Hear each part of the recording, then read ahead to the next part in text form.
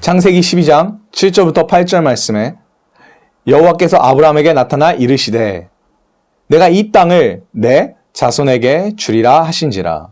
자기에게 나타나신 여호와께 그가 그곳에서 제단을 쌓고 거기서 베델 동쪽 산으로 옮겨 장막을 치고 서쪽은 베델이요 동쪽은 아이라. 그가 그곳에서 여호와께 제단을 쌓고 여호와의 이름을 부르더라. 아브라함은 하나님의 컬링, 하나님의 부르심이 있은 후에 가나안 땅으로 옮겨왔습니다. 우리가 상식적으로 하나님의 부름에 응했다면은 모든 일들이 잘 풀려지길 바라는데 아브라함은 가나안 땅에 도착했을 때 이미 가나안 땅 족속들이 자리를 잡고 있었습니다. 난감했겠죠? 이거 어떻게 하지? 다시 돌아갈 수도 없고 피곤한데 이거 어떻게 하지?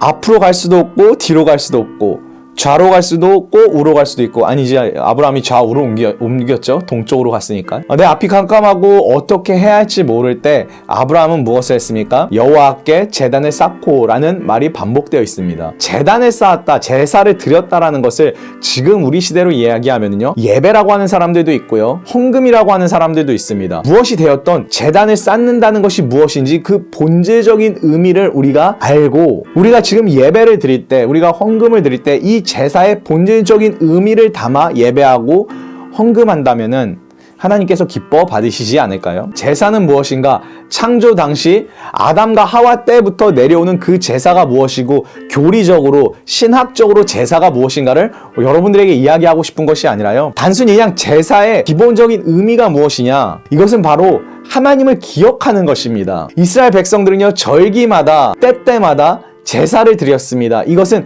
하나님을 기억한다는 것입니다. 내가 죄를 짓고 제사를 드리고 회개할 때 하나님을 기억하는 것이고 내가 어려움이 처했을 때 내가 감사함이 있을 때 내가 어떤 상황과 환경 특별한 상황과 환경이 없어도 제사를 드린 것은 때마다 일상생활 속에서 하나님을 기억했습니다. 이것이 바로 제사입니다. 이것이 지금 우리 시대에 예배라고 했을 때 또는 헌금이라고 했을 때 과연 그러면 우리가 어떤 마음으로 예배를 드리고 어떤 마음으로 헌금을 드려야 할까요?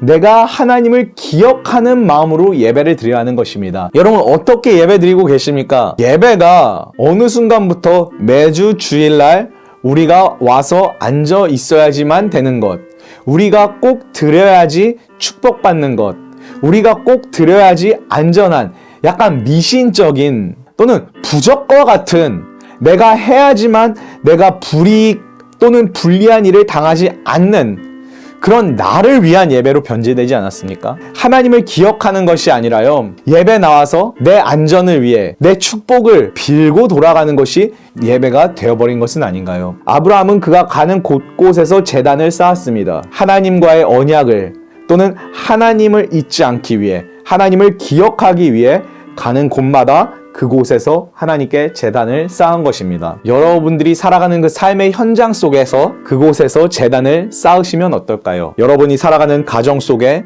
다니는 학교 또는 직장 또는 친구들, 모임들 그 사이사이마다 그곳에 제단을 쌓으면 어떨까요? 그곳에 제단을 쌓으라고 누가 막 나무를 집에다 놓고 거기다가 소를 놓고 거기다가 양을 올려놓고 불을 피우고 제단을 쌓는다는 것은 하나님을 기억한다는 것, 하나님의 임재를 바라는 것, 하나님이 함께 하심을 바라는 것이라는 것 잊지 않는 저와 여러분 되었으면 좋겠습니다. 매 예배가 하나님을 기억하는 예배가 되었으면 좋겠고요.